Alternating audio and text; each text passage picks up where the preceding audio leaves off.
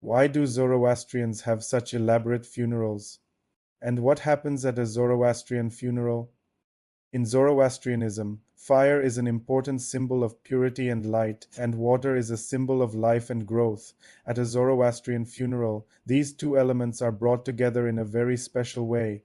The body of the deceased is placed in a stone chamber with a hole in the top, and then the funeral procession arrives. They bring a burning fire in a clay pot and pour water over it to extinguish the flames. The idea is that the body of the deceased has now become one with the earth, water, and fire, and that their soul can now go on to join the stars in the sky.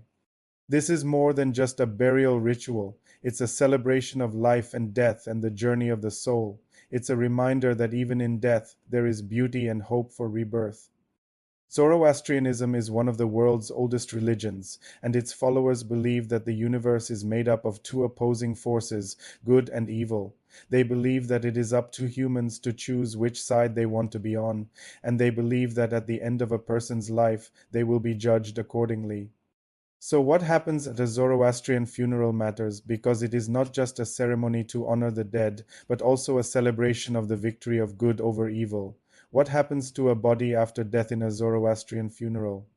Zoroastrianism is an ancient Persian religion, and according to its beliefs, fire is sacred. So when a Zoroastrian dies, their body is not buried in the ground, but instead it is placed in a special chamber made of stone called a Tower of Silence. This tower is usually built on top of a mountain or a hill so that the body can be exposed to the elements. The body is then left to decompose naturally, and the soul is free to go to wherever it wants to go. After a few days, the bones are collected and placed in a niche in the tower.